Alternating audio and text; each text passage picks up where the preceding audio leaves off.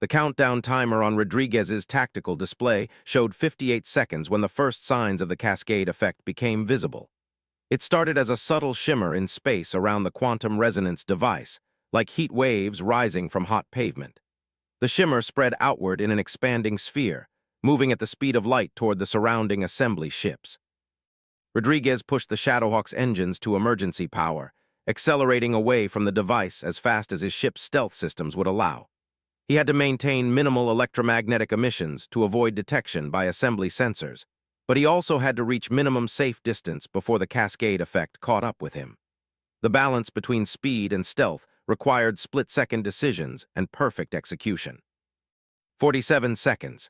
The expanding sphere of quantum disturbance reached the first assembly vessels, destroyer escorts that had been patrolling the inner perimeter of the fleet formation. For a moment, nothing seemed to happen. The enemy ships continued their routine operations, their hulls gleaming in the light of distant stars. Then their lights went out.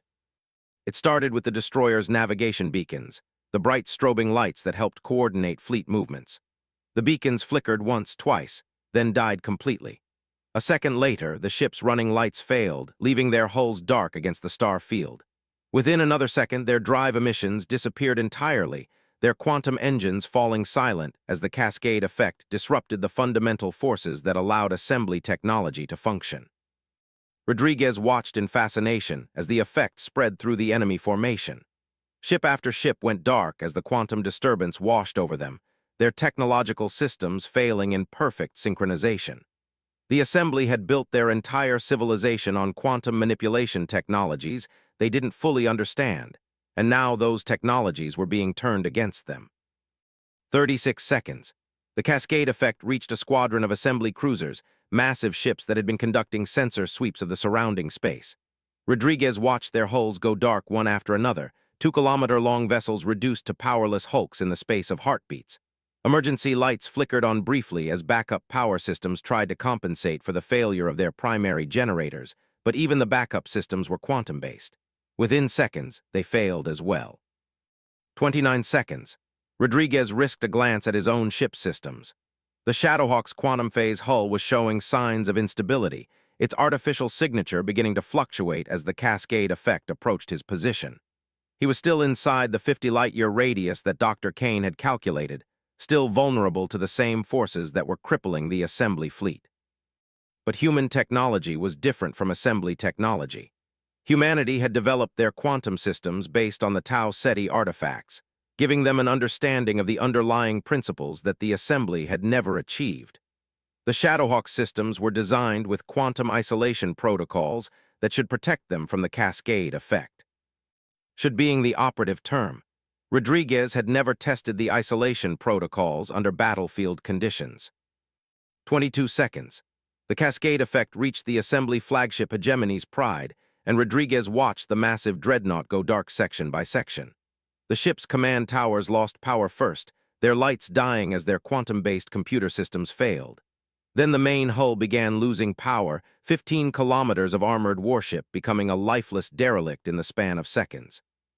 Rodriguez could imagine the chaos aboard the enemy ships. Gravity generators failing, leaving crews floating helplessly in zero gravity. Life support systems shutting down, forcing personnel into emergency breathing apparatus. Communications networks going dead, leaving ship commanders unable to coordinate with their fleets or even their own crew members. The assembly had never experienced anything like this. For over 2 millennia, their technological superiority had made them virtually invincible. They had crushed dozens of species who dared to resist their authority, always confident that their advanced weapons and defensive systems would ensure victory. Now their weapons were useless, their defenses were down, and their ships were drifting powerless in space. 15 seconds. Rodriguez checked his distance from the device deployment point. 8,000 kilometers and increasing rapidly. The Shadowhawk was performing flawlessly, its engines operating at maximum efficiency while maintaining just enough stealth to avoid detection by any assembly systems that might still be functioning. Not that there were many systems still functioning. The cascade effect had spread throughout the entire fleet formation, turning 12,000 warships into 12,000 pieces of very expensive space junk. Rodriguez had never seen anything so beautiful and terrifying at the same time. 8 seconds. Rodriguez felt a slight vibration through the Shadowhawk's hull as the cascade effect finally reached his position. For a moment, he thought the quantum isolation protocols had failed, and his ship was about to join the assembly fleet in powerless drift. Then the vibration stopped, and his systems returned to normal operation.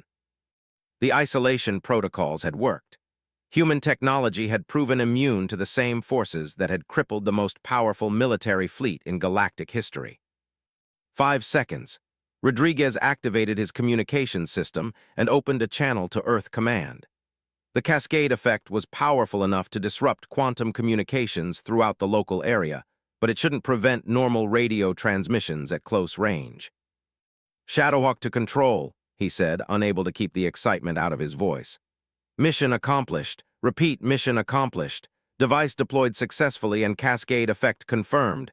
The assembly fleet is completely disabled." 0 seconds. The countdown timer reached 0, and the quantum resonance device completed its activation sequence. The cascade effect had propagated throughout the entire 50 light-year radius, permanently altering the quantum structure of space in ways that would prevent assembly technology from functioning ever again. Rodriguez set course for the edge of the system, pushing the Shadowhawk to maximum speed now that stealth was no longer necessary. Behind him, 12,000 enemy ships drifted in the darkness, their crews trapped aboard powerless vessels with failing life support systems. Some of the ships might have backup life support systems that could keep their crews alive for days or weeks, but without power for their engines or communications, they were effectively removed from the war. "Control to Shadowhawk," Admiral Morrison's voice came through the comm system, distorted by distance and quantum interference but clearly audible. "Outstanding work, Captain. You've just changed the course of galactic history." Rodriguez smiled as he watched the assembly fleet receding behind him on his tactical display. "Control, you should see it from here. 12,000 ships, all dark, not a single functioning system among them." "Copy that, Shadowhawk. We're detecting massive power failures throughout the enemy formation. Dr. Kane's calculations were correct. The cascade effect has disabled their entire fleet." Rodriguez thought about Dr. Kane and her team of scientists who had made this moment possible. They had taken ancient artifacts from a dead civilization and turned them into humanity's salvation. The Assembly had ruled the galaxy for over 2 millennia, but they had built their empire on borrowed technology they didn't understand. Now that borrowed technology had become their downfall. "Control," Rodriguez said. "What's the status of our own fleet?" "All human vessels are operating normally," Morrison replied. "The quantum isolation protocols protected our ships completely. We're moving to secure the disabled assembly vessels and provide humanitarian assistance to their crews." Rodriguez nodded. Even in victory, humanity would show mercy to their defeated enemies. It was one of the things that distinguished humans from the assembly, one of the reasons why the galaxy would be a better place under human leadership. As the Shadowhawk cleared the outer edge of the assembly formation, Rodriguez got his first clear view of the entire enemy fleet. 12,000 ships stretched across space in perfect formation, their hulls dark and lifeless. It was the largest collection of disabled warships in galactic history, a monument to the dangers of technological arrogance. "Shadowhawk to control," he reported. "I'm clear of the enemy formation and beginning return flight to Earth, estimated arrival in 6 hours." "Copy that, Captain. We'll have a reception committee waiting for you." Rodriguez settled back in his pilot's seat and engaged the autopilot for the return flight. Around him, the Shadowhawk systems hummed quietly as the ship headed home. The mission was complete, the assembly fleet was neutralized, and humanity had won the most important victory in its history. But Rodriguez knew this was just the beginning. The star assembly represented 12 species spread across hundreds of star systems. Disabling their fleet was a crucial first step, but it wouldn't end their threat permanently. They would attempt to rebuild their military forces using non-quantum technologies, and they would probably seek allies among other species who feared human expansion. The war was far from over, but for the first time in 3 years, humanity had reason to hope. Rodriguez activated his personal log and began recording his mission report. Future historians would want a detailed account of the operation that had saved the human species, and he owed it to them to provide an accurate record of events. Personal log, Captain Marcus Rodriguez, Commanding Officer Reconnaissance Vessel Shadowhawk. Mission date, December 12, 2025. Mission objective, deployment of quantum resonance device within assembly fleet formation. He paused, looking out at the stars that now belonged to humanity instead of the assembly. Mission status, complete success. The Star Assembly fleet has been permanently disabled through quantum cascade effect. Estimated enemy casualties, 0 killed, approximately 15 million personnel stranded aboard powerless vessels. Human casualties, 0. Rodriguez thought about the message President Santos had broadcast 3 years ago when the Assembly first delivered their ultimatum. She had promised that humanity would never surrender, that they would fight regardless of the odds against them. Today, that promise had been fulfilled in ways the Assembly had never imagined. Additional notes, Rodriguez continued. The enemy never saw us coming. They prepared for a conventional war against a technologically inferior opponent. They didn't prepare for an enemy that understood their technology better than they understood it themselves. 6 hours later, the Shadowhawk docked at Earth Command's orbital facility. Rodriguez climbed out of his ship to find Admiral Morrison, Dr. Kane, and dozens of other personnel waiting for him in the docking bay. The expression on their faces told him everything he needed to know about how the galaxy had changed during his mission. "Captain," Admiral Morrison said, stepping forward to shake his hand. "On behalf of the United Earth government and the entire human species, thank you. You've given us our freedom." Rodriguez looked around at the faces surrounding him, people who had spent 3 years preparing for what they thought would be humanity's final battle. They had expected to fight against overwhelming odds with little hope of survival. Instead, they had achieved a victory so complete that their enemies would need decades to recover. "Admiral," Rodriguez said, "what's our next move?" Morrison smiled. "We're going to do something the galaxy has never seen before. We're going to build an empire based on freedom instead of oppression. And we're going to start by offering aid to the assembly crews stranded in their disabled ships." Dr. Kane stepped forward, carrying a data pad with preliminary analysis of the cascade effect's results. "Captain, the quantum alterations appear to be permanent. The assembly will have to completely rebuild their technological base using non-quantum principles. It could take them centuries to reach their previous capabilities." Rodriguez nodded, and in the meantime, Admiral Morrison said, "humanity has become the dominant military power in this region of the galaxy. The question is what we're going to do with that power." Rodriguez thought about the billions of human beings throughout the solar system who could now look to the stars with hope instead of fear. He thought about his sister Maria and his nephew David, who would grow up in a galaxy where humanity was respected instead of threatened. Most importantly, he thought about the message this victory would send to every oppressed species in the galaxy. The Star Assembly had ruled through fear and technological superiority. But fear was a weak foundation for an empire, and technological superiority was meaningless without the wisdom to use it properly. Humanity would show the galaxy a different way. "Admiral," Rodriguez said, "I have a suggestion for our next move." "What's that, Captain?" Rodriguez smiled as he looked out through the docking bay's viewport at the stars that now belonged to the free peoples of the galaxy. "Let's go introduce ourselves to our new neighbors. I think they're going to be very interested in what we have to offer." The age of human dominion had begun, but unlike the empires that had come before, this one would be built on cooperation instead of conquest, on hope instead of fear. The Star Assembly had threatened humanity with extinction, and humanity had responded by offering the galaxy a chance at freedom. It was, Rodriguez thought, a very human way to win a war. The first salvo of alien weapons fire lit up space like artificial lightning. High Counselor Zephyrin stood on the command deck of his flagship, the Eternal Dominion, watching the primitive human fleet with something approaching professional interest. In his 3 centuries of service to the Star Council, he had overseen the subjugation of 47 worlds. Not once had the local species chosen to fight. "Status of their defensive capabilities?" he asked his tactical coordinator, a tall being with crystalline features from the Velter system. "Minimal, High Counselor.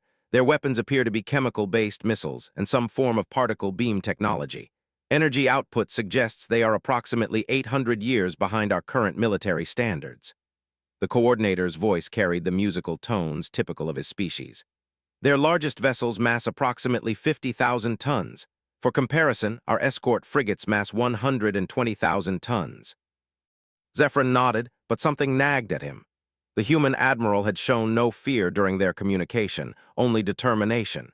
In his experience, species that chose hopeless battles usually had some hidden advantage they believed could tip the scales. The question was what these humans thought they had.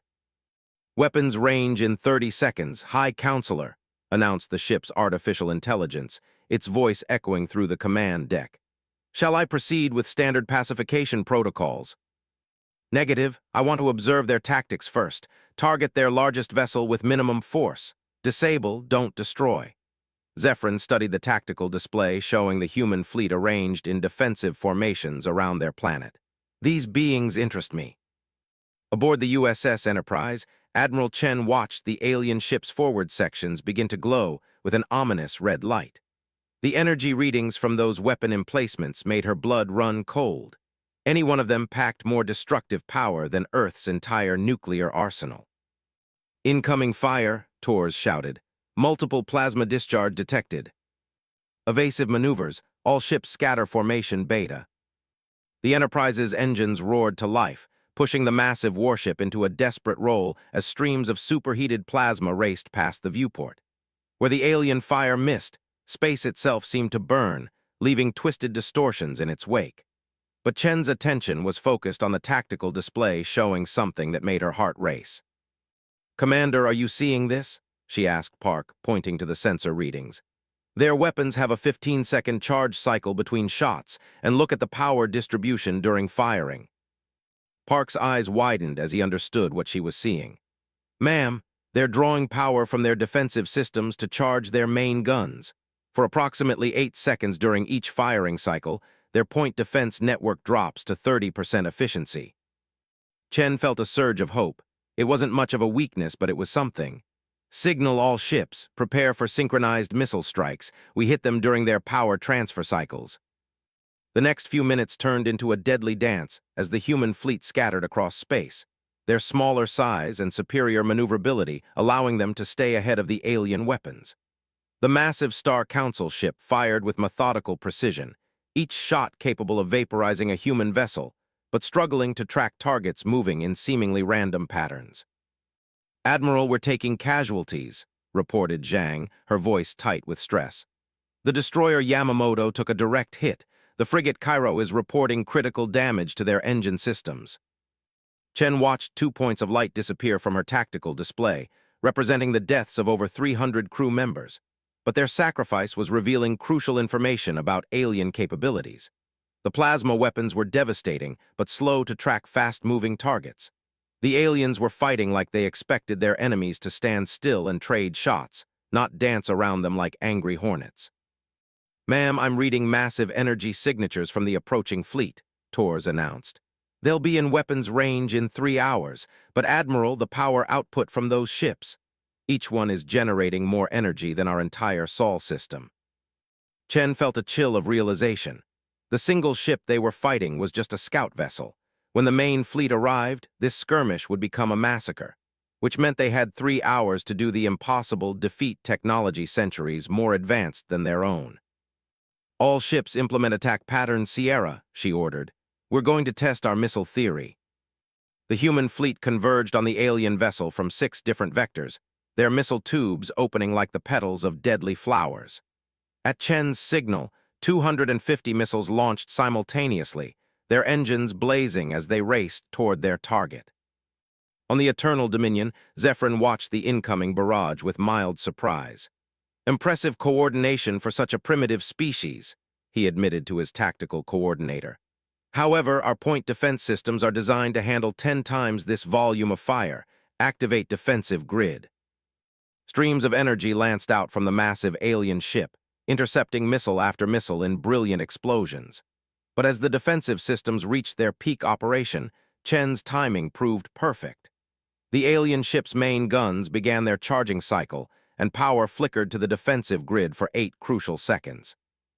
43 missiles broke through the weakened defenses, their Mark VII warheads detonating against the alien hull in a chain of nuclear fire. For a moment, The massive ship disappeared behind a cloud of expanding plasma and debris. When the explosions cleared, the alien vessel hung in space with its rear sections showing significant damage. Atmosphere vented from multiple hull breaches, and several of the smaller escort craft had been caught in the blast radius, their wreckage tumbling away into the void. On the command deck of his flagship, High Counselor Zephyrin picked himself up from the floor where the impact had thrown him. Around him, his crew worked frantically to assess damage and restore systems. For the first time in 3 centuries of military service, his ship had been damaged by an enemy attack. "Damage report," he ordered, his voice carrying a note of something his species rarely experienced genuine concern. "Hull breaches on levels 40 through 57, reported the crystalline tactical coordinator, his musical voice now discordant with stress. "Primary engine output reduced to 60%, defensive grid efficiency down to 75%. Casualties reported in the rear engineering sections." Zephyrin stared at the tactical display in disbelief. These humans had actually hurt him. More than that, they had demonstrated tactical innovation that suggested far more dangerous capabilities than their primitive technology would indicate. "High Counselor," the ship's AI announced, "Admiral Chen is requesting another communication." "Put her through." The main display flickered to life, showing the human admiral standing on her bridge with fires burning behind her and crew members treating wounded personnel. But her eyes remained steady and defiant. "High Counselor, I thought you might like to reconsider your position," Chen said calmly. "As you can see, we're not quite as helpless as you believed." Zephyrin felt something he hadn't experienced in decades: respect for an enemy. "An impressive demonstration, Admiral, but you have expended most of your offensive capability for minimal damage to a single ship. When my fleet arrives, you will face 50 vessels, each more powerful than this one." "Maybe," Chen replied, "but you'll find that humans are full of surprises. We have a saying on Earth: it's not the size of the dog in the fight, it's the size of the fight in the dog." "Your species does show remarkable tenacity," Zephyrin admitted. "It is almost a pity that you must be destroyed. In other circumstances, the Star Council might have found a use for warriors of your caliber." Chen's expression hardened. "High Counselor, let me make something clear. We're not just fighting for our lives here. We're fighting for the right to determine our own destiny. And no matter how advanced you are, no matter how many ships you have, we will never stop fighting for that right." The transmission ended, leaving Zephyrin staring at a blank screen. He turned to his tactical coordinator with a thoughtful expression. "Begin emergency repairs, and send a message to Fleet Admiral Corvanis. Tell him that these humans are more dangerous than our initial assessment suggested." "Shall I recommend increased force levels for the final assault?" the coordinator asked. "Negative, but advise all commanders that these beings are not typical conquest targets. They will fight with the desperation of cornered predators, and they have already proven capable of tactical innovation. We must not underestimate them again." As the damaged alien ship began moving away from Earth to conduct repairs, Admiral Chen allowed herself a moment of satisfaction. They had proven that the enemy could be hurt, that their technology wasn't invulnerable. But she also knew that the real test was still coming. "Fleet status report," she ordered. 8 ships remaining combat effective," Park replied grimly. 4 destroyers and 2 frigates took critical damage and are withdrawing to Earth orbit for emergency repairs. We're down to approximately 30% of our missile inventory." Chen nodded, having expected as much. But they had 3 hours before the main alien fleet arrived, and she intended to use every minute of that time. "Signal all repair ships. Emergency resupply of missiles from planetary defense stockpiles. Every ship gets topped off, regardless of normal safety protocols." "Ma'am, that will strip Earth's planetary defense grid of 60% of their anti-ship missiles," Torres pointed out. "Commander, if we can't stop that fleet in space, planetary defense missiles won't matter anyway." Chen walked to the main viewport, staring out at Earth floating peacefully below them. "Besides, I have another idea." As her crew worked to implement her orders, Chen activated her secure communication link to President Martinez. "Madam President, I need authorization for Operation Prometheus." Martinez's face appeared on her private screen, showing the strain of the last few hours. "Sarah, Prometheus was designed as an absolute last resort. The risks." "I understand the risks, ma'am, but we just proved that the aliens can be hurt. Their ships are powerful, but they're not invulnerable, and Prometheus might be the only way to even the odds." Martinez was quiet for a long moment. Operation Prometheus was humanity's most secret and dangerous weapon development project, an attempt to weaponize antimatter on a massive scale. The prototype device had enough destructive power to crack a moon, but it had never been tested in combat conditions. "The device isn't fully tested," Martinez said finally. "The containment systems could fail if it detonates prematurely." "Then Earth dies anyway, just a little sooner," Chen replied. "But if it works, we might have a chance to take some of them with us. Maybe enough to make other species think twice before accepting Star Council ultimatums." Martinez nodded slowly. Authorization granted, and Sarah, good hunting. As the communication ended, Chen felt the weight of what she was planning settle on her shoulders. Operation Prometheus would require sacrificing one of their remaining ships as a delivery system. Whoever volunteered would be flying a suicide mission with no possibility of return. "Admiral, we're receiving a volunteer request," Zhang announced. "Captain Morrison of the destroyer Wellington is requesting permission to carry the Prometheus device." Chen closed her eyes, thinking of Tom Morrison and his crew of 200 brave souls. She had served with Morrison for over 10 years, watched him rise through the ranks from a hotshot fighter pilot to one of Earth's most capable ship commanders. Now he was volunteering to die for their world. "Put me through to Captain Morrison."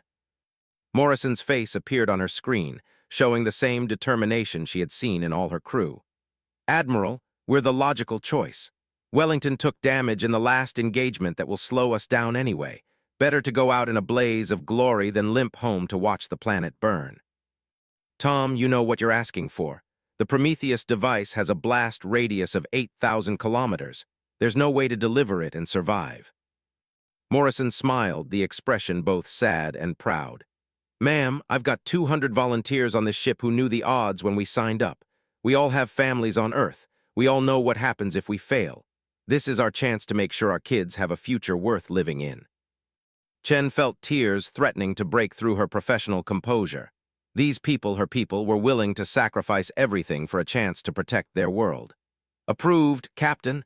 The device will be transferred to your ship within the hour." "Thank you, Admiral, and ma'am, give them hell." The next 2 hours passed in a blur of frantic activity. The Prometheus device, a sphere of exotic matter containment fields and antimatter suspended in perfect vacuum, was carefully transferred to the Wellington's forward torpedo bay. The remaining ships of Earth's fleet were resupplied with every missile that could be spared from planetary defenses. As the alien fleet approached the outer system, Chen stood on her bridge surrounded by her remaining crew. 8 ships against 50. Conventional weapons against technology from the stars. But they had something the aliens didn't expect: the absolute refusal to give up. "Long-range sensors are tracking the enemy fleet," Tors reported. "They're maintaining formation, approaching on a direct course for Earth. Estimated time to weapons range, 30 minutes. Chen opened the fleet communication channel for what might be the last time. "All ships, this is Admiral Chen. In 30 minutes we face the greatest threat in human history, but I want you all to remember something. We are the children of warriors who stood at Thermopylae, who charged across the beaches of Normandy, who planted flags on the moon when everyone said it was impossible. Today, we carry on that tradition. Today, we show the galaxy that humanity bows to no one." The response came back from every ship, every crew member, thousands of voices united in defiance. "Never surrender." As Earth's last defenders prepared to face impossible odds, Admiral Sarah Chen looked out at the approaching enemy fleet and smiled grimly. The aliens were about to learn what humans were capable of when they had nothing left to lose. Fleet Admiral Corvanis of the Star Council stood in the command center of his flagship, the World Breaker, watching the tactical display with growing unease. The initial reports from High Counselor Zephyrin had been disturbing enough: a primitive species that had chosen to fight rather than surrender, and had somehow managed to inflict damage on Council vessels. Now, as his fleet approached Earth's orbital space, he was seeing something that challenged everything he thought he knew about warfare. "Admiral, the human vessels are not following any recognizable tactical doctrine," reported his chief strategist, a mantis-like being from the Kethvar Collective. "They appear to be moving in random patterns, refusing to form proper battle lines. This makes targeting extremely difficult for our heavy weapons. Corvani studied the display showing 8 tiny human ships darting between the massive council vessels like insects around giants. His 50-ship armada had enough firepower to sterilize an entire star system, yet these primitive beings were making his gunners look like novices. "How many ships have they damaged?" he asked, already knowing he wouldn't like the answer. "3 of our destroyers have reported hull breaches from missile strikes. The cruiser Inevitable Victory lost 2 of her main weapon arrays when a human ship rammed her launch bay at full speed. That vessel was completely destroyed, but the explosion took out our entire starboard weapons grid." Corvanis felt his mandibles click together in frustration. The humans were fighting like they had nothing to lose, trading their lives for any advantage they could gain. It was both admirable and infuriating. In his 400 years of service, he had never encountered a species that fought with such desperate creativity. "Sir, we're receiving a priority transmission from Council's Central Command," announced the communications officer. "The High Tribunal wants a status report on the Earth pacification." Corvanis gestured for privacy screens to activate around his command station. The transmission resolved into the image of Supreme Counselor Thymus, whose ancient features showed the wisdom and absolute authority of someone who had ruled the galaxy for over a millennium. "Admiral Corvanis, explain to me why a simple subjugation operation has stretched into its 2nd day," Thymus said without preamble. "Earth should have surrendered within hours of our arrival." "Supreme Counselor, this species is unlike any we have previously encountered. They possess a level of tactical adaptability that compensates for their technological inferiority. Moreover, they appear to place no value on preservation of their forces, making cost-benefit calculations impossible." Thymus leaned forward, his massive form filling the transmission screen. "Are you telling me that 50 of our most advanced warships cannot subdue 8 primitive vessels?" "Sir, the issue is not our capability, but their methodology. They fight like cornered beasts, trading their lives for minimal damage to our forces. They have no concept of honorable surrender or strategic withdrawal. They simply attack until they are destroyed."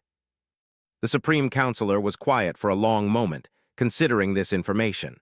The Star Council had ruled the galaxy for over 10,000 years by offering conquered species a simple choice: serve or die. Species that chose death were quickly exterminated as examples to others, but no species had ever chosen to fight this desperately for this long.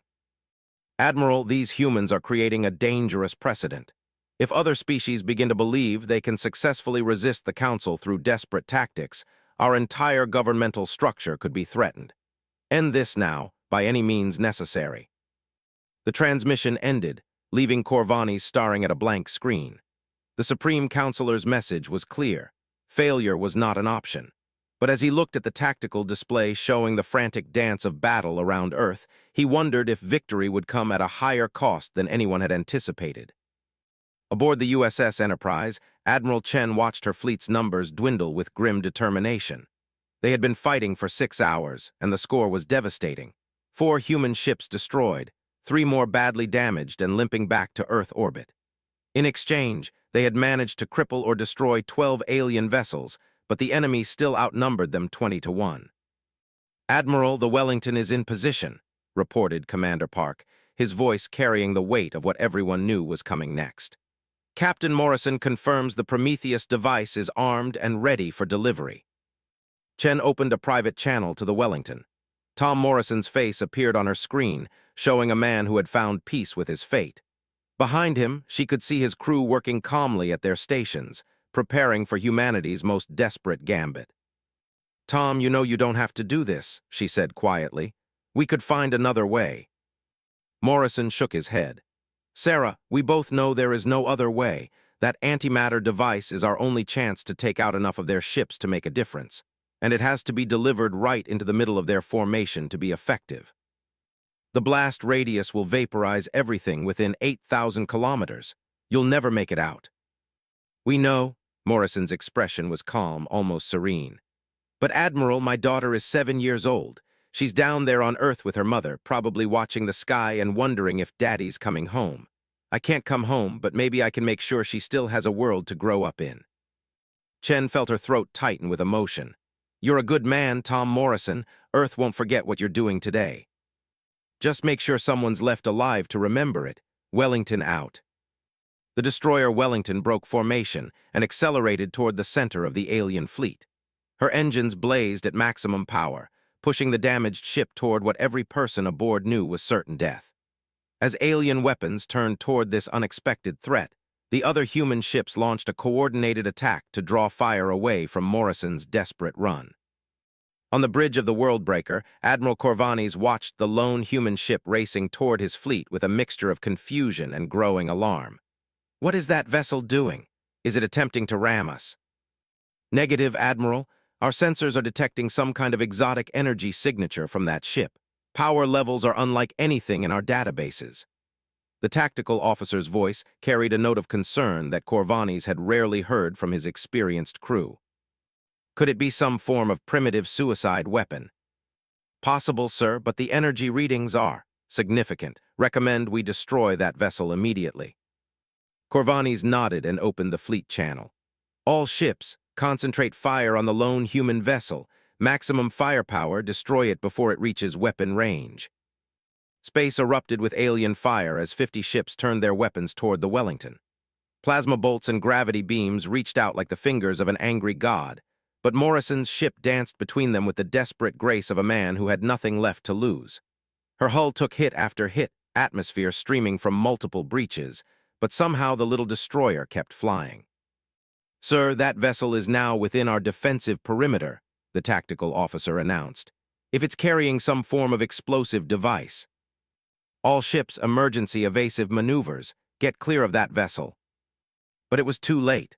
The Wellington, her hull glowing white-hot from multiple impacts, suddenly stopped her evasive maneuvers and flew straight toward the largest concentration of alien ships. Captain Morrison's voice came across all communication frequencies, human and alien alike. For Earth, for humanity, for everyone we couldn't save. The Wellington's antimatter containment field collapsed. The explosion that followed was visible from Earth's surface, a new star blooming in space for exactly 3.7 seconds before fading to darkness. The Prometheus device detonated with the force of a small supernova, creating a sphere of annihilation that erased matter itself from existence. 16 alien ships disappeared instantly, their exotic armor and advanced shields meaningless against the fundamental forces that powered the stars themselves. The shockwave from the explosion sent the surviving alien vessels tumbling through space like leaves in a hurricane. On the bridge of his flagship, Admiral Corvanis picked himself up from the deck plates where the blast had thrown him, his ears ringing and his vision blurred. Around him, his crew worked frantically to assess damage and restore systems. "Report," he ordered, his voice barely audible over the emergency alarms. "Sir, 16 ships lost, completely destroyed. Another 12 showing critical damage. The humans, they weaponized antimatter. Nothing in our defensive protocols prepared us for that level of destructive power." Corvanis stared at the tactical display in shock. In a single attack, these primitive beings had destroyed more council vessels than the last 3 conquest campaigns combined. More than that, they had demonstrated a willingness to use weapons that their own species could barely control. "Admiral, we're receiving a transmission from the surviving human fleet," reported the communications officer. Corvanis straightened his uniform and tried to project an image of calm authority despite the chaos around him. "Put it through." Admiral Chen appeared on the main screen, and Corvanis was surprised to see tears streaming down her face even as her voice remained steady. "Admiral Corvanis, I trust we have your attention now." "You have destroyed 16 of our ships," Corvanis replied, struggling to keep the shock out of his voice. "Your antimatter weapon violated every principle of civilized warfare." Chen laughed, a sound that held no humor. "Admiral, you came here demanding our surrender or extinction. You threat to destroy our entire world and kill 8 billion people. Don't talk to me about civilized warfare. Your resistance is meaningless now. You have 3 ships left, we still have over 30. "Do we?" Chen's expression was hard as steel. "Admiral, let me tell you something about humans. We're very good at learning from our mistakes. And we just learned that your ships can't survive antimatter explosions. The question is, how many more antimatter devices do you think we have?" Corvanis felt a chill run through him. The humans had been planning this level of desperation from the beginning. They hadn't just been fighting to win, they had been fighting to learn, to test alien capabilities, to find weaknesses that could be exploited. And now they were threatening to use more weapons that could erase his fleet from existence. "You're bluffing," he said, but even as the words left his mouth, he wasn't sure he believed them. "Am I? Tell me, Admiral, how much of your fleet are you willing to sacrifice to find out? Because I can promise you this. Every ship you send toward Earth will face the same choice that Captain Morrison faced. And there are a lot of humans down there who love their families more than they fear death." The transmission ended, leaving Corvanis staring at a blank screen. For the first time in his 400 years of military service, he found himself facing an enemy that couldn't be intimidated, couldn't be reasoned with, and apparently couldn't be defeated without costs that would cripple the Council's military power. He opened a channel to his surviving ship commanders. "All vessels, maintain current position, stand down from attack formation but remain at ready status." "Sir," his tactical coordinator sounded confused. "Are we withdrawing from the engagement?" Corvanis looked at the tactical display showing his damaged fleet and the 3 remaining human ships orbiting their planet like protective guardians. By any rational military analysis, he could still win this engagement. But the cost would be the destruction of most of his fleet, and there was no guarantee the humans didn't have more antimatter weapons waiting.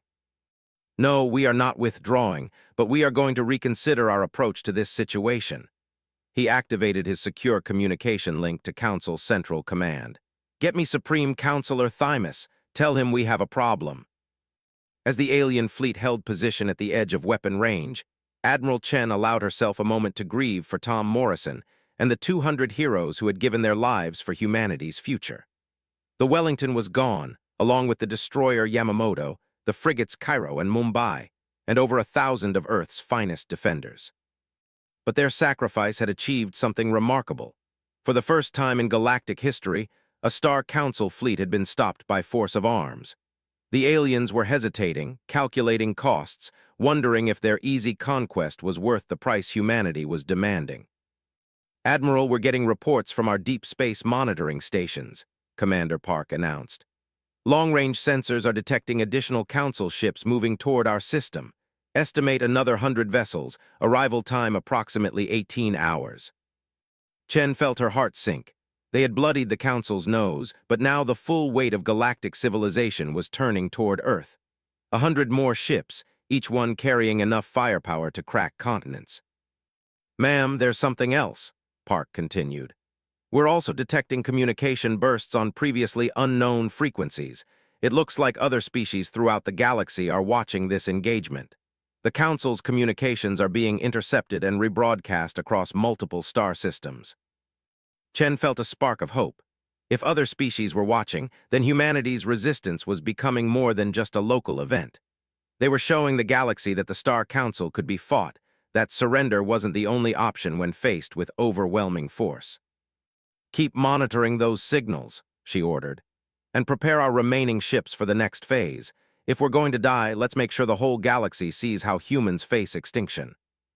As Earth's defenders prepared for what might be their final battle, the news of humanity's desperate resistance began spreading across the galaxy. On 1,000 worlds, subject species looked up at their masters with new eyes, wondering if freedom might be worth the terrible price these strange beings called humans were willing to pay for it. The Star Council had wanted to make Earth an example. Instead, they were about to create something far more dangerous, a symbol of hope that would burn in the darkness of galactic tyranny for generations to come. On the industrial world of Kepler 442b, in the outer spiral arm of the galaxy, Foreman Drix paused in his work as the underground communication relay crackled to life. Around him, dozens of his fellow Kethnari workers stopped their mining operations to listen to the transmission bleeding through from hyperspace communication networks. The voice was distinctly human, speaking in the crude but understandable galactic common tongue. "This is Admiral Sarah Chen of the Earth Defense Force. To any species receiving this transmission, know that humanity chooses to fight rather than surrender. We will not bow to tyranny, no matter the cost." Drix felt something stir in his chest that he hadn't experienced in the 50 years since his world had submitted to Star Council rule. Hope. These humans, these unknown beings from a distant star system, were actually fighting back against the Council's military might.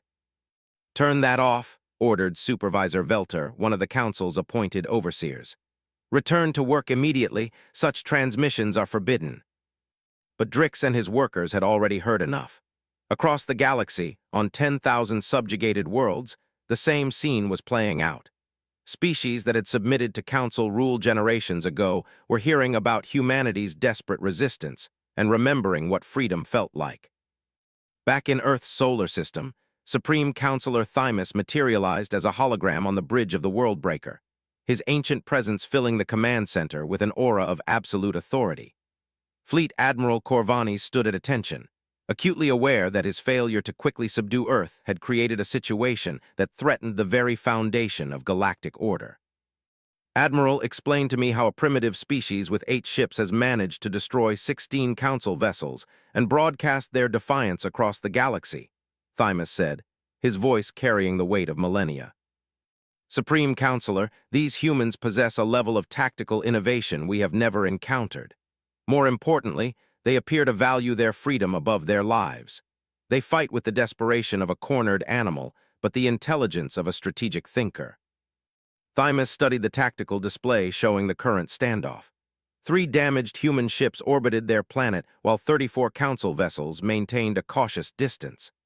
After 10,000 years of galactic dominance, the mighty Star Council had been fought to a stalemate by beings who had only achieved spaceflight within the last century. And this antimatter weapon they employed. "Beyond our current understanding, sir, the energy release was equivalent to a small star collapsing. If they have more such devices," Corvanis let the implication hang in the air. "They must be eliminated completely," Thymus declared. "If word spreads that resistance is possible, every world under Council authority could rise in rebellion. Send in the full Second Fleet. 100 additional ships should be sufficient to overwhelm any remaining human defenses." Corvanis hesitated, a breach of protocol that would have meant execution under normal circumstances.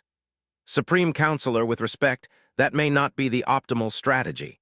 These beings have already proven capable of inflicting massive casualties despite overwhelming odds, if we lose significant portions of 2 fleets. Admiral, are you suggesting that the Star Council should negotiate with these primitives?" "Sir, I'm suggesting that we may need to reconsider our approach to species that choose resistance over submission. The humans have demonstrated that even technologically inferior civilizations can pose a significant threat if they're willing to sacrifice everything for their freedom." Thymus was quiet for a long moment, his ancient mind considering possibilities that had never existed in 10 millennia of galactic rule. The Star Council's power was built on the assumption that rational beings would choose survival over freedom. But what happened when an entire species was willing to die for their independence? "Continue the siege," he finally ordered. "Allow no ships to leave Earth system. I will consult with the High Tribunal about our long-term strategy." The transmission ended, leaving Corvanis alone with the growing realization that this small blue world had changed everything. On Earth, President Martinez stood in the underground command bunker, watching the orbital battle through satellite feeds, while her advisors worked frantically to coordinate planetary defenses. The sight of humanity's tiny fleet holding off the alien armada filled her with a mixture of pride and terror. They had achieved the impossible, but at a cost that threatened to destroy them. "Madam President, we're receiving reports from resistance cells across the galaxy," announced Director Chen of Earth Intelligence, no relation to the Admiral. "Our broadcast triggered uprisings on at least 47 worlds. The Council is having to deploy ships to suppress rebellions instead of reinforcing their fleet here." Martinez felt a surge of hope. Humanity's sacrifice was inspiring others to fight for their freedom. But she also knew that every rebellion would be crushed with overwhelming force, just as Earth would be if they couldn't find a way to break the current stalemate. "Any word from our deep space research stations?" "Dr. Reyes at the Europa facility believes she may have found something. She's requesting an immediate conference." The main screen shifted to show Dr. Alina Reyes, Earth's leading expert on exotic physics and the designer of the Prometheus antimatter device. Behind her, the research facility on Jupiter's moon bustled with frantic activity. "Madam President, we've been analyzing the alien technology from the battle debris. Their ships use some form of quantum resonance field for both propulsion and defense. But here's the critical point. The field frequencies are identical across their entire fleet. What does that mean? Martinez asked. It means they're all synchronized to the same quantum signature. It's incredibly efficient for coordination and communication, but it creates a massive vulnerability if we could disrupt that resonance frequency. Their entire fleet would be affected simultaneously, Martinez finished, understanding immediately. Exactly. But Madam President, generating a disruption field powerful enough to affect ships across an entire star system would require more energy than our planet generates in a year. We'd need to tap directly into the sun itself. Martinez felt her blood run cold. Elena, are you talking about destabilizing our own star? Not destabilizing, but redirecting a portion of its output through a quantum resonance amplifier. The process would be dangerous. If we miscalculate, we could trigger a solar flare that would sterilize Earth's surface. But if it works, we could disable every alien ship in the system simultaneously. The room fell silent as everyone absorbed the magnitude of what Dr. Reyes was proposing. They were talking about using their own sun as a weapon, risking the destruction of everything they were fighting to protect. How long would you need to prepare such a device? Martinez asked. With the resources from all our orbital manufacturing platforms, approximately 8 hours. But Madam President, I must stress that this is completely theoretical. We've never attempted quantum manipulation on this scale. Martinez looked around the room at her advisors, seeing the same desperate hope in their eyes that she felt in her heart. They were already facing extinction. At least this plan offered a chance, however small, to take their enemies with them. Do it, she ordered. Transfer every available resource to Dr. Reyes. If we're going to die, let's make sure the galaxy remembers that humanity doesn't go quietly into the night. Aboard the USS Enterprise, Admiral Chen received the news of Operation Solar Storm with a mixture of excitement and terror. Using the sun as a weapon was either brilliant or insane, possibly both. But it was also their only chance to break the stalemate before the Council's reinforcements arrived. Admiral, we're detecting increased activity among the alien ships, reported Commander Torres. They appear to be repositioning for another assault. Chen studied the tactical display, noting how the Council vessels were spreading out to minimize the damage from another antimatter explosion. They were learning from humanity's tactics, adapting their strategies to counter human desperation. Soon, they would be ready for whatever Earth could throw at them. Signal all ships, she ordered. We need to keep them distracted while Dr. Reyes completes her work. Initiate harassment pattern Delta. Make them think we're preparing for another suicide run. The 3 remaining human ships began moving in seemingly random patterns, launching probing attacks that kept the alien fleet alert and focused on immediate threats. It was a deadly game of cat and mouse, with humanity's last defenders serving as bait to keep the Council's attention away from the massive construction project beginning near the Sun. At the Solar Research Facility orbiting Mercury, Dr. Reyes watched as every orbital manufacturing platform in the solar system was stripped of resources and personnel. The quantum resonance amplifier taking shape in the facility's construction bays was unlike anything humanity had ever attempted to build a device designed to channel the power of a star and turn it into a weapon capable of reaching across the solar system. Dr. Reyes, we're reading massive power buildups in the amplifier core, reported her assistant, Dr. Park. The quantum field generators are operating beyond safe parameters. Understood, but we don't have a choice, Reyes replied, her hands dancing across holographic control panels. If this device fails, humanity dies. If it explodes and takes out the sun, humanity dies. Either way, playing it safe isn't an option. As the amplifier neared completion, strange phenomena began manifesting around the solar facility. Space itself seemed to ripple and twist as quantum fields of unprecedented power prepared to reshape the fundamental forces that govern the solar system. Several construction workers reported seeing impossible colors and geometric shapes that hurt to look at directly. Elena, the containment fields are showing stress fractures, Dr. Park warned. If the quantum resonance breaks containment before we're ready. I know the risks, Reyes replied grimly. But look at your screens. The alien reinforcement fleet just entered the outer system. We have less than 6 hours before they reach Earth. It's now or never. In the void between Mars and Jupiter, 100 fresh Council warships decelerated from faster-than-light travel, their arrival detected immediately by Earth's sensor networks. These vessels were larger and more advanced than the first wave, each one a mobile fortress capable of reducing a planet to molten slag. Grand Admiral Velketh, commander of the Second Fleet, studied the tactical reports from Admiral Corvanis with growing disbelief. How had 3 primitive ships managed to hold off the Council's first fleet for over 12 hours? More importantly, how had these humans managed to inspire rebellions across the galaxy? "Sir, we're receiving a transmission from the remaining human vessels," his communications officer announced. Admiral Chen's face appeared on the main screen, showing a woman who had been pushed beyond her limits but refused to break. Behind her, the bridge of her flagship showed the scars of battle-scorched bulkheads, exposed wiring, and crew members working with the desperate efficiency of people who knew they were out of time.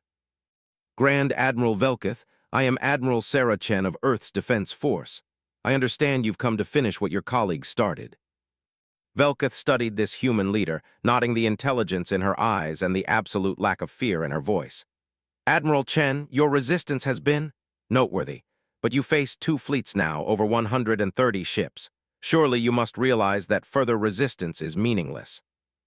"Grand Admiral, let me tell you what I've learned about your people in the last day," Chen replied. "You're used to easy victories. You expect civilized behavior from your enemies, and you've never faced an opponent who values freedom more than survival. Those assumptions are about to cost you everything." Velketh felt a chill of premonition. There was something in the human's voice, a confidence that suggested hidden knowledge or capabilities. "What are you planning?" Chen smiled, an expression that held no warmth. "Grand Admiral, you're about to learn why humans believe the best defense is a good offense. Prepare to see what happens when an entire star system becomes a weapon." As her transmission ended, alarms began sounding throughout the Second Fleet. Every ship's sensors detected a massive energy buildup near Earth's sun, power readings that defied understanding. Something was happening in the inner system, something that made the antimatter explosion look like a firecracker by comparison. "Sir, we're reading quantum field distortions throughout the system," reported the fleet's science officer. "Whatever the humans are doing, it's affecting the fundamental structure of space-time itself." Velketh stared at the sensor readings in shock. These primitives were manipulating forces that even the Council's most advanced scientists barely understood, and they were doing it with the desperate creativity of a species that had nothing left to lose. "All ships maximum acceleration toward Earth," he ordered. "We must stop whatever they're planning before they can complete it." But as the Second Fleet raced toward the inner system, Dr. Reyes made her final adjustments to the solar amplifier and prepared to unleash the fury of humanity's star upon its enemies. The galaxy was about to learn that humans, when pushed to the brink of extinction, were capable of wonders and terrors beyond imagination. Dr. Elena Reyes stood before the most dangerous device humanity had ever constructed, her hands hovering over the activation controls that would either save Earth or destroy it. The quantum resonance amplifier hummed with barely contained power, its exotic matter cores drawing energy directly from the sun's fusion furnace through dimensional folds that shouldn't have been possible with human technology. "Elena, we're reading cascade failures in the containment matrix," Dr. Park warned, his voice tight with stress. "The quantum fields are exceeding all theoretical limits. If we don't activate now, the entire device will collapse into a singularity." Reyes nodded grimly. Through the facility's viewport, she could see the approaching alien reinforcement fleet, 100 ships racing toward Earth with enough firepower to burn continents. Humanity had perhaps 20 minutes before those vessels reached weapons range, and the solar amplifier needed 15 minutes to reach full power. "All stations report ready," she announced over the facility's communication system. "Beginning Operation Solar Storm, may God help us all." Her finger pressed the activation control. The sun responded immediately. Solar flares erupted from the star's surface as the amplifier began drawing massive amounts of energy through quantum tunnels that existed outside normal space-time. The device glowed with light that hurt to look at directly, channeling the fury of a star into frequencies that would resonate with every alien ship in the solar system. Across the system, both Council fleets detected the energy buildup and realized they were facing something beyond their experience. On the bridge of his flagship, Fleet Admiral Corvanis watched the sensor readings climb to impossible levels. "Sir, the energy output from Earth's star has increased by 300% in the last 60 seconds, his science officer reported. "Whatever the humans are doing, they're manipulating stellar fusion on a massive scale." "Is such technology even possible?" Corvanis demanded. "Not according to our understanding of physics, sir, but the sensor readings don't lie. They're turning their own sun into a weapon."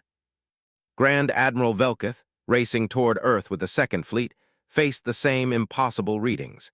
His ship's advanced sensors detected quantum distortions spreading outward from the solar amplifier like ripples in a pond, distortions that would reach his fleet in exactly 14 minutes.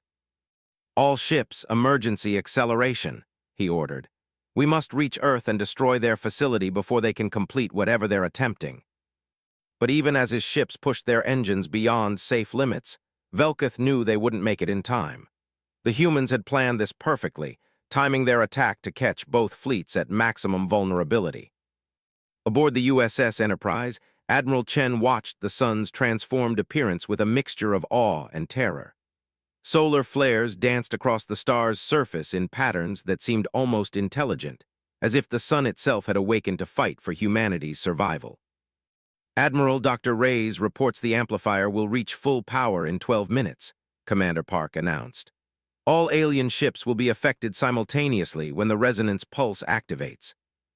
Chen nodded, but her attention was focused on the approaching Second Fleet. 100 fresh warships would reach Earth's orbital space in 18 minutes, 6 minutes after the solar weapon fired. If the device failed, humanity would face its final battle outnumbered 50-1. "Signal all planetary defense stations," she ordered. "If solar storm fails, they are authorized to use every weapon in our arsenal. Nuclear, biological, chemical, whatever it takes to make the aliens pay for every meter of Earth they claim." As the minutes ticked by, the tension throughout the solar system reached unbearable levels. On Earth, 8 billion people looked up at a sun that blazed with unnatural fire, knowing that their fate hung in the balance of forces beyond their understanding. In deep space, alien crews watched their instruments go mad as quantum distortions spread through space like a virus of pure energy. 10 minutes to full power," Dr. Reyes announced, her voice carrying across every human military frequency. "All ships prepare for quantum resonance pulse. Unknown effects possible. Recommend all personnel secure emergency positions." Supreme Counselor Thymus materialized as an emergency hologram on every council ship simultaneously, his ancient features showing concern for the first time in centuries. "All fleet elements, you are authorized to use maximum force against the human facility. Deploy planet-killer weapons if necessary. These beings must not be allowed to complete their work." But it was too late. The approaching fleets were still minutes away from weapons range when the solar amplifier reached critical power levels. Dr. Reyes stood before her controls, knowing that the next few seconds would determine whether humanity survived or died as the bravest species the galaxy had ever seen. 5 minutes to pulse activation," she announced. "All human vessels, emergency power to shield generators. Quantum effects at this magnitude may affect our ships as well." Throughout the solar system, alien crews reported increasingly disturbing phenomena. The quantum distortions were affecting their ships' resonance fields, causing power fluctuations and system failures. Several vessels reported complete loss of faster-than-light capability as their quantum drives fell out of synchronization. "Sir, our fleet coordination network is breaking down," reported Admiral Corvanis' tactical officer. "The quantum interference is disrupting our synchronized systems. Each ship is reverting to individual control protocols." Corvanis felt a chill of realization. The humans hadn't just discovered the Council's quantum resonance technology, they had found a way to weaponize it against them. When the pulse fired, every Council ship would be rendered helpless, their advanced technology turned into a liability. 2 minutes to pulse activation," Dr. Reyes announced, her hand hovering over the final control. "Elena, to all human forces, whatever happens next, remember that we chose to fight. We chose to stand up to tyranny. We chose to show the galaxy that freedom is worth any sacrifice." As the final seconds counted down, Admiral Chen opened a channel to every ship and station in human space. This is Admiral Sarah Chen to all human forces. In 60 seconds, we fire the most powerful weapon our species has ever created. But remember, the real weapon was never the device. It was our refusal to surrender, our willingness to fight impossible odds, our determination to remain free. Today, we teach the galaxy that humanity bows to no one. 30 seconds, Dr. Reyes called out. Around her, the solar facility shook as quantum forces beyond imagination built toward their explosive release. Through the viewports, she could see space itself beginning to twist and bend as reality struggled to contain the energies they were unleashing. 15 seconds, all stations brace for quantum pulse. 10 seconds, may humanity's courage echo across the stars. 5, 4, 3, 2, 1, firing. Dr. Alina Reyes slammed her hand down on the activation control. The sun exploded. Not in destruction, but in a burst of quantum energy that raced outward faster than light itself, carrying frequencies perfectly tuned to disrupt the Star Council's resonance technology. The pulse reached the First Fleet in 0.3 seconds, washing over their ships like a tide of impossible physics. The effect was instantaneous and devastating. Every Council vessel suddenly found their quantum cores destabilized, their weapons offline, their shields collapsed. Ships that had seemed invincible moments before now drifted helplessly in space, their crews struggling to understand what had happened to their technology. On the bridge of his flagship, Admiral Corvanis watched in shock as every system failed simultaneously. "Engineering, report," he called out, but the response was chaos. His crew had never experienced total technology failure and had no protocols for dealing with it. The quantum pulse reached the Second Fleet 47 seconds later, catching Grand Admiral Velketh's ships while they were still accelerating toward Earth. 100 advanced warships suddenly found themselves powerless, their momentum carrying them helplessly through space, while their crews struggled with systems that no longer responded to commands. "Sir, complete failure of all quantum-based technology," Velketh's chief engineer reported. "Weapons, shields, faster-than-light drives, even basic gravity generators, everything is offline. We're flying blind and defenseless." But the pulse didn't stop at the edge of the solar system. It continued racing outward at superluminal speeds, carrying Earth's message of defiance to every corner of the galaxy. On 10,000 worlds, Council ships suddenly found themselves helpless as their synchronized technology failed simultaneously. The effect was exactly what Dr. Reyes had predicted, and humanity had hoped for. The Star Council's greatest strength, their synchronized quantum technology, had become their greatest weakness. Every ship in their vast fleet was now as helpless as an ancient sailing vessel caught in a dead calm. Admiral Chen stood on her bridge, watching the tactical display show over 100 enemy contacts suddenly go dark. For a moment, nobody spoke. The magnitude of what they had accomplished was beyond immediate comprehension. Then, slowly, cheers began to ring out across the ship. "Signal all ships," Chen ordered, her voice carrying across human space. "This is Admiral Chen to all human forces. The enemy fleets have been disabled. Repeat, all alien vessels are dead in space. Begin recovery operations immediately." But even as humanity celebrated its impossible victory, the implications of what they had done were spreading across the galaxy. On 1,000 worlds, subject species looked up at Council ships falling from the sky like dead birds, their invincible masters suddenly as vulnerable as anyone else. On the industrial world of Kepler 442b, Foreman Drix led his fellow workers out of the mines for the first time in decades. The Council ships that had enforced their servitude now hung motionless in orbit, their crews trapped inside vessels that had become metal coffins. "The humans did it," someone whispered in the growing crowd of liberated beings. "They actually defeated the Star Council." The whisper became a shout, then a roar as 50 years of suppressed hope finally found its voice. Across the galaxy, the same scene played out on world after world as billions of oppressed beings realized that their chains had been broken by a species they had never heard of, from a tiny blue world at the edge of nowhere.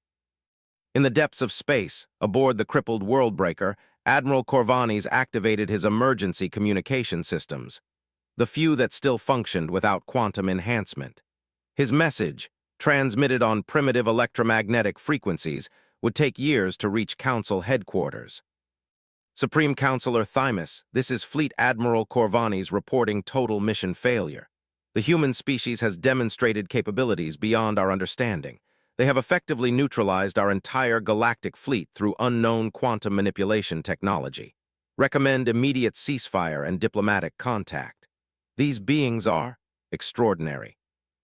Dr. Reyes slumped in her chair, exhausted by the magnitude of what she had accomplished. The solar amplifier was already beginning to shut down automatically, its exotic matter cores cooling as they released their impossible energies. Around her, the research facility hummed with the quiet satisfaction of systems that had pushed beyond all known limits and somehow survived. "Alina, we did it," Dr. Park said quietly. "We actually did it. Humanity is free." Reyes nodded, but her thoughts were already turning to the future. They had won this battle by using Earth's sun as a weapon, but what came next? The Star Council wouldn't simply accept defeat. They would adapt, learn, come back with new technology that couldn't be disrupted by quantum resonance. "Yes, we won today," she replied. "But this is just the beginning. We've shown the galaxy that the Star Council can be defeated. Now we have to help them stay that way." President Martinez stood in her bunker, watching feeds from around the world as humanity celebrated its liberation from the greatest threat their species had ever faced. But she too was thinking about the future. Earth had become something unprecedented in galactic history, a world that had successfully resisted Council domination. "Madam President, we're receiving communication requests from 47 different star systems," Director Chen reported. "It seems our victory has inspired other species to seek alliance with Earth." Martinez smiled for the first time in days.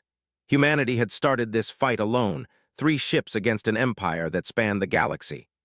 Now they were becoming the center of a growing alliance of free worlds, species that had chosen to follow Earth's example of resistance rather than submission. "Open diplomatic channels with all of them," she ordered. "If the Star Council wants to rule the galaxy, they'll have to do it over our dead bodies, and as they've learned today, killing humanity is harder than it looks." As news of humanity's victory spread across the galaxy, carried by the same quantum pulse that had disabled the Council fleet, a new age began. For the first time in 10,000 years, the Star Council faced real opposition, not from advanced civilizations with superior technology, but from beings who valued freedom more than survival. On Earth, Admiral Sarah Chen stood on her bridge, looking out at the disabled alien ships drifting helplessly around her planet. Her fleet had been reduced to 3 damaged vessels, her crew decimated, her weapons exhausted. By any conventional measure, humanity had been completely outmatched. But they had won anyway, because they possessed something the Star Council couldn't understand or counter, the absolute refusal to surrender their freedom, no matter the cost. They had faced extinction and responded by turning their own sun into a weapon. They had shown the galaxy that some things were worth dying for. And in doing so, they had lit a flame of rebellion that would burn across the stars for generations to come. The age of the Star Council's unchallenged rule was over. The age of humanity had begun.